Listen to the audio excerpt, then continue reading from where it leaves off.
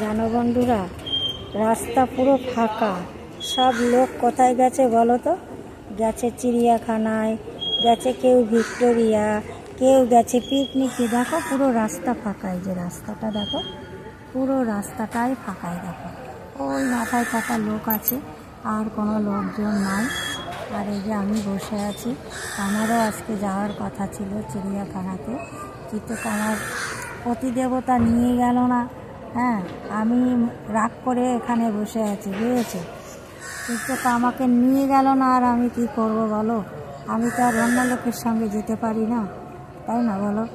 তাই জন্য না আমি এখানে চুপ করে বসে আছি, রাগ করে। নিয়ে গেল না, কি করব বলো? খুব মন মেজাজটা খারাপ, জানো তো। সকালবেলায় উঠে রেডি হয়েছি, তারপরে যদি না নিয়ে যায় তাহলে কেমন রাগটা ধরে বলো? তোমরা নিজেরাই বলো। দেখো রাস্তা পুরো ফাঁকা। এই যে চারিদিকে ফ্ল্যাট বাড়ি হয় না, সেই ফ্ল্যাট বাড়ি, তার নিচেই আমি বসে আছি, বুঝেছো? আমি কী করবো বলো? মন মেজাজটা এত খারাপ লাগছে না। কোথাও যাওয়ার ইচ্ছা থাকলেও যাওয়ার উপায় নেই, বুঝেছো? স্বামীর আদেশ ছাড়া কোথাও যাওয়ার উপায় নেই। আর তুমি অন্য লোকের সঙ্গে যাবে কোনো জায়গায়, তখনও উল্টোপাল্টা কথা শুনতে হবে। আবার ও আমাকে নিয়ে যাবে না, কি করব বলো? কিছু বলার নেই আমার। আর খুব রাগ হয়েছে, জানো তো। রেডি হয়ে তারপরে যদি না নিয়ে যায় তাহলে রাগ হবে না বলো? ওই জন্য রাস্তায় এসে চুপ করে বসে আছে। মনটা এত খারাপ লাগছে, কি বলবো আমি। রোদ্দুরের মধ্যে বসে আছি, বুঝতে পেরেছো? পুরো মুখটার মধ্যে রোদ্দুর। এখন তো ঠান্ডাটা একদমই কমে গেছে, আর ঠান্ডা নেই ধরতে গেলে। ঠান্ডাটা একদমই কমে গেছে। তোমরা সবাই ভালো থেকো, সুস্থ থেকো। দেখো আমার মতন যেন কারণ না হয়। আমার কপালটা এত খারাপ, আমি বলি না, আমি হওয়া কাজ আমার হয় না, জানি না কেন। আমার সঙ্গেই শুধু এই ঘটনাগুলো ঘটতে থাকে। হওয়া কাজ, রেডি কাজ হতেই চায় না আমার। আমার ভাগ্য অনেক খারাপ। ছোটোবেলার দিয়ে তো ভাগ্যটা খারাপ, তাই জন্য যেখানে যাই সেখানেই আমার ভাগ্যটাই খারাপ। আমার হওয়া কাজ হতেই চায় না, জানি না কেন। আমার কপালটা এরকম, জানো। সব জিনিস, সব বিষয়, আমি শুধু একটা বিষয় বলে বলছি না, সমস্ত বিষয় নিয়ে আশায় নিয়ে যা আশা করে থাকবো তার উল্টোটা হবে। ভালোটা কোনো দিনও হয় না। আমার ভাগ্যটা এত খারাপ, বুঝেছো? রেডি হয়ে সকালবেলায় দেখছো তো, রেডি হয়ে আবার জামা কাপড় খুলে আবার বাড়ির জামা কাপড় পরে রাস্তার মধ্যে বসে আছি রাগ করে। কী করবো বলো? নিয়ে গেল না। এই হলো স্বামীর ঘর। স্বামী যেদিকে নাচাবে সেদিকে তোমাকে নাচতে হবে, বুঝেছো?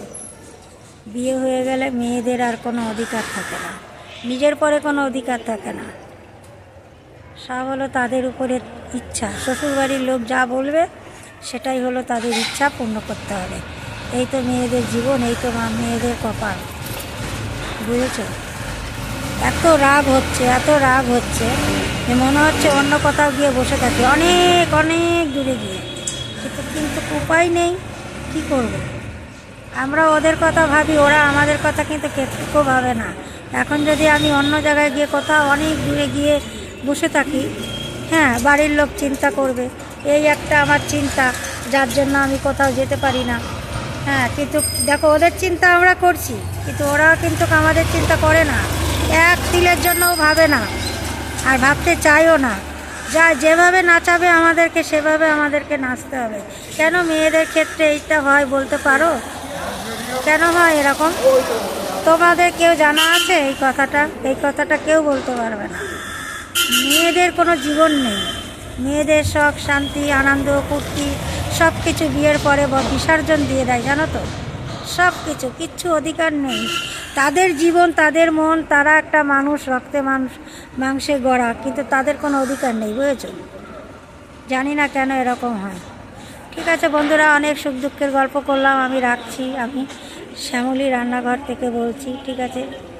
সবাই আমাকে লাইক, কমেন্ট, শেয়ার করো, সাপোর্ট করো, আর বেশি বেশি করে করো একটু।